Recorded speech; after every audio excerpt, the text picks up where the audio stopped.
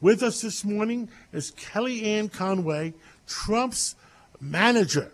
And she's been on Vice President Quayle. She's worked for Fred Thompson. She's worked for Jack Kemp, Newt Gingrich. Good morning, Kellyanne. How are you this morning? I'm terrific, John. Thank you for having me. Tell the American public, they're all sitting in their kitchens or dens at Sunday morning. Tell the American public, what is your strategy for winning, and where the heck are we right now? Well, John, some of the polls are tightening. Some of the nationwide polls look good, like the LA Times Daily Tracker, the UPI poll, basically shows Hillary Clinton and Donald Trump neck and neck. But more importantly, of course, are the statewide polls in your battleground or swing states. And just this week, there have been public polls released, which means they've been done by neither of the campaigns or partisan groups. Those polls are performed by media outlets or colleges and universities. And we see a 2-point race in North Carolina, 2-point race in Florida, 6-point race according to the Roanoke poll in Virginia. We're up 5 in Arizona. We're up in, it's looking good in Ohio. So we feel really good about the new strategy and the fact that part of that strategy is to just let Trump be Trump in this following way. He really enjoys taking his message directly to the people. This is a very unconventional campaign because it's a very unconventional candidate. He's not going to spend hundreds of millions of dollars on paid advertising, filling up your TV screen in your living room night after night telling you the same thing. We're doing candidate appearances, rallies, a lot of digital outreach, some of the traditional TV and radio advertising. But, Hillary Clinton this week gave a speech where she talked about Donald Trump. Donald Trump this week gave many policy speeches where he just talked directly to the voters about issues. And that's our role. This campaign cannot be the substance-free nonsense that's happened so far. It has to be full on the issues. And, John, we feel really good about the issue set. We know a majority of Americans still have problems with Obamacare. About 71% of Americans want the country to go in a different direction. They think it's off on the wrong track.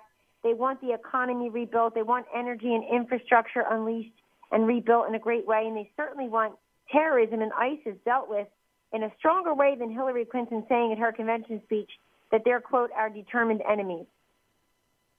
And if you were sitting with Donald this morning, Sunday morning, and you were having that cup of coffee with him, what would you say he has to get done over the next few weeks just before the debate?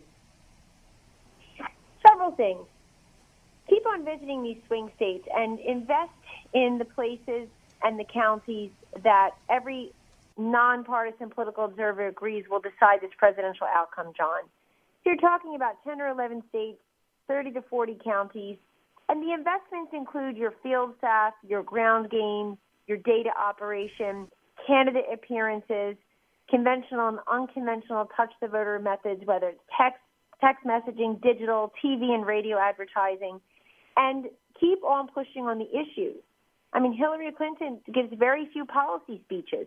Their strategy is scarcity. The less you see of Hillary Clinton, the better off she is, because you're not reminded that she's also in the race. You think this race is then a referendum on Donald Trump. This race is not a referendum on Donald Trump. This race is what every race is about. Every presidential contest is about. It's about the future, not the past. It's a choice and change election. Do you want more of the same? About whose vision do you agree most? Is it Hillary Clinton and extending Obamacare, perhaps even into single payer? Or is it Donald Trump saying free market health care solutions? Is it Hillary Clinton abiding by a wage stagnation and a lack of business formation under this economic regime currently? Or is it Donald Trump's middle-class tax relief?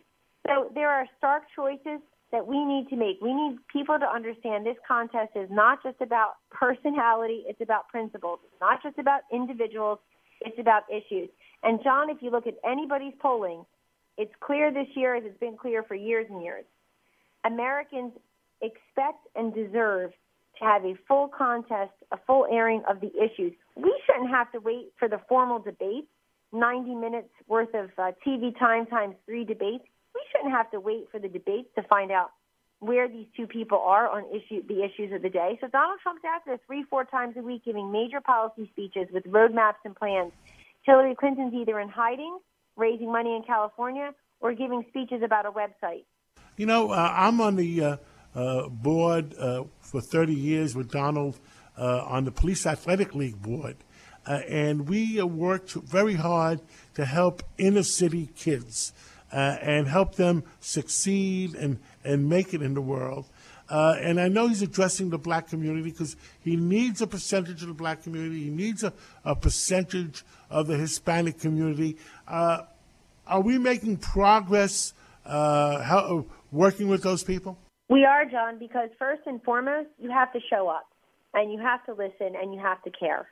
And Donald Trump is doing all of that. We're planning on additional events in communities of color. Yesterday, he did a roundtable discussion with a number of individuals from different backgrounds, different countries of origin, who I just thought did a fantastic job in sharing with Mr. Trump and his senior team the concerns that they have in their communities and also the successes. Let's not forget the great news in some of these communities through hard work and education and aspiration, and we're trying to really see the best in these communities and leverage it in terms of continued success and listening to their concerns, but also their success stories and bringing those messages right to them. We're going to be talking to small business owners and women and Hispanics and African Americans and Asians and senior citizens.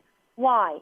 Because I feel too often in Republican politics, John, the candidates are not courageous enough to bring their messages into uncomfortable places, into places where they don't think that they're necessarily a big wellspring of voters for them.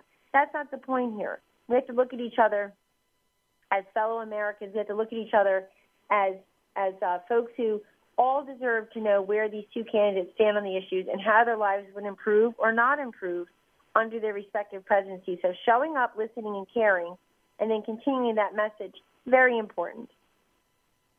Now, is Donald prepared for the debate? Because what's happening is Donald is capable of doing knockout punches against his fellow Republicans. But now they're going to have to be on two different platforms. Hillary has her agenda. Donald has his agenda.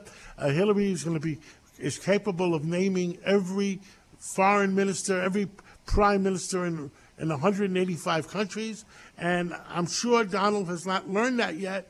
So what is the strategy of looking presidential and still beating Hillary at the debate? Well, the short answer is tune in and see. But the medium answer, John, is that Mr. Trump is really preparing for the debate every day by going out and giving these speeches, thinking through, reading, discussing with his experts on each of the policy issues, the different possibilities, implications. He is the most authentic person to run for president in a very long time. And so stylistically, that's not going to change. But you raise a very important point, which is that the way most Americans will receive their information about the debate is second or third hand. They'll be told how it went and who said what and quote, who won, who lost. And in that way, we know before we even enter the debate forum that the odds are stacked against us. But having said that, Trump has a very good way of looking like he's listening.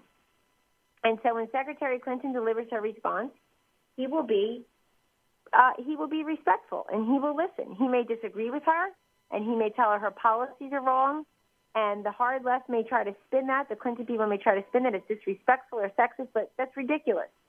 The dissension is the greatest form of patriotism. He does disagree with Hillary Clinton on the core issues, and he's going to be able to present that in these debates. And I hope people will really tune into the substance and not just look at the debates as some kind of television performance or show. And I say that as somebody who's the campaign manager for the candidate who's much more dynamic and who obviously more people want to see and listen to. Just look at all the ratings, look at the coverage of the last year or so. But at the same time, these debates should properly focus on the two competing visions for America. They could not be more different. They could not be more different on education reform, on immigration, on the economy, on energy, on investment, on terrorism, on health care. It's Sunday morning. We got about a minute left. We have a very wide audience on a Sunday morning. What would you like to tell the audience and the American people this Sunday morning why they should pick Donald to vote for on November 8th? Vote for Donald Trump because he doesn't need to run for president. He's made a tremendous sacrifice and is running for all the right reasons. Normally, typical politicians run for office because they want to gather up or aggrandize their wealth, their power, their status, their authority. He already has all of that. And he's doing this because he loves the country and he thinks he agrees with the 70% of Americans that the country is going in the wrong direction. Secondly, judge both Clinton and Trump not just by what they say, but by who they are and how they've acted and what they've done in their lives.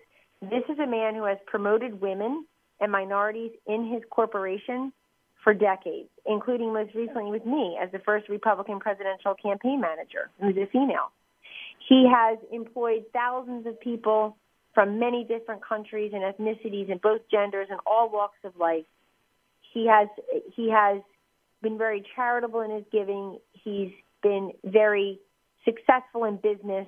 And although, John, I don't think he'd necessarily run a business like Washington, D.C. that's $18 or $19 trillion in debt traditionally, but we can certainly get somebody in there who's willing to make the tough calls because he's not part of the insider system. And, folks, if you are part of the 12% that's tired of Washington and all of its adjuncts, then you should vote for the one person who is not of and for and with Washington, and that's Donald Trump. We know what doesn't work, and more of the same of that will fail miserably as well.